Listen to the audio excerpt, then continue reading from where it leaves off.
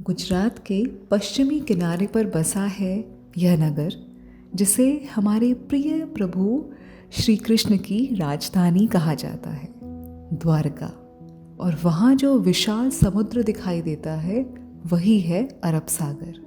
है ना कमाल की लोकेशन। मेरे कृष्ण की नगरी सी फेसिंग है। वहाँ स्थित है द्वारिकाधीश मंदिर। हजारों साल पुराना यह मंदिर आपको उत्साह, आस्था और आतुरता के चुंबक से ऐसे आकर्षित करता है कि आप सहज ही द्वारिका नगरी के जीवंत माहौल में चले जाते हैं। सफ़ेद पत्थरों से बने इस 5 मंजिला मंदिर पर की गई शिल्पकारी आज भी बातें करती है उन शिल्पकारों के दक्ष हाथों की, जिन्होंने उन 72 स्तंभों को ऐसा तराशा कि वे 15वीं-16वीं शताब्दी की कहानियाँ आज तक सुना रहे हैं। मंदिर दर्शन ही इतना मोहक है कि इतनी भीड़ में भी मेरी आंखें नीचे या सामने देखने को राजी ही नहीं थी। माँ मेरा हाथ पकड़ के इधर उधर खींचती, लाइनों में लगाती। मैं बस दर्शन को आंखों में उतार रही थी। बीते दिनों तेज बारिश की वजह से मौसम बादलों वाला ही था। मंदिर का पौराणिक सफ़ेद रूप घने काले बादलों के बीच विहंगम लग रहा था। हमारे कृष्णा यहाँ के राजा हैं, ऐसे राजा जो भक्त बन जाते हैं। अब तक जो रूप हमने पोस्टर्स, कैलेंडर्स या तस्वीरों में देखा है, मंदिर में विराजमान द्वारिकाधीश इतने मोहक हैं कि उनकी एक अदद मिली झलक को पी जाने के लिए सारा शरीर मानो आँख बन जाता है।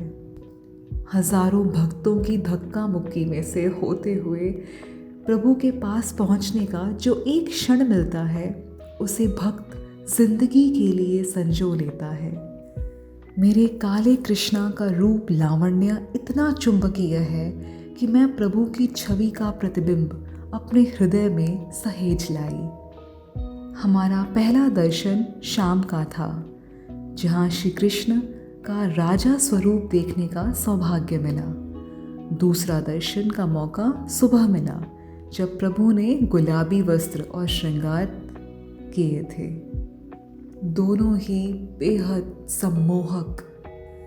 मंदिर की चोटी पर लहरा रहा है 52 गज का त्रिकोणीय ध्वज, जिसे 10 किलोमीटर की दूरी से भी देखा जा सकता है।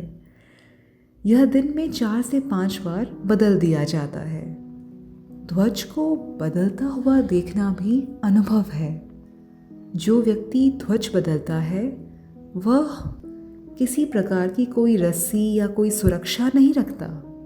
यह देखते हुए सब चकित हो जाते हैं कि भक्त के उत्साह और प्रभु के प्रति आस्था तो देखो। 3 बार हमें भी यह देखने का सौभाग्य मिला। द्वारिकाधीश मंदिर के ठीक बाजू में बना है सुदामा सेतु। यह गोमती नदी पर बना पुल है। गोमती नदी वहीं पर अरब सागर से मिलती है। यही गोमती घाट पे काले बादलों की छाया में मैं और माँ एक साथ बहुत देर तक बैठे रहे। शाम का समय था। पिताजी मंदिर दर्शन के लिए गए थे। वहीं बैठे बैठे मैंने सुबह, जब बेहद कम लोग हों, तब सुदामा सेतु से होकर घाट के दूसरी बाजू बैठकर समुद्र में संवाद करने का कार्यक्रम बना लिया। पर पूछने पर पता चला कि यह सेतु अब बंद पड़ा है किसी कारण से। खैर कोई बात नहीं। इसी रास्ते से कुछ दूर तक चलने पर हम पहुंचते हैं एक ऐसे कोने पर जहां स्थित है श्री समुद्र नारायण मंदिर। यह अति प्राचीन मंदिर 2 तरफ से समुद्र के प्रबल प्रवाह से बराबर भीगता रहता है। यह दृश्य बेहद मनोरम है। यहाँ खड़े होकर आप चकित होते हैं कि समुद्र के इतने तेज बहाव एवं नमकीन थपेड़ों के बावजूद मंदिर सालों साल से खड़ा है, अखंड। वहाँ खड़े होकर मैं समय की गोद में जा बैठी कि जब मंदिर का निर्माण हुआ होगा तब इसका सौंदर्य कितना प्रभावशाली होगा। तभी तेजी से आती समुद्र की दूधिया लहरों से घाट को चोट पड़ती है तो छींटें मुझे भी भिगो देती हैं और मैं वापस लौट आती हूँ आज में। यहाँ आसपास बैठने और मेरी तरह खो जाने के लिए पर्याप्त जगह है। खाने की भी अच्छी व्यवस्था की गई है।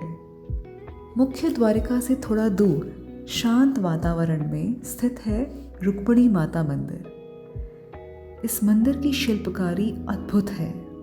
शिल्पकारों ने यहाँ भी अपनी जान परोस दी है, ऐसा लगता है।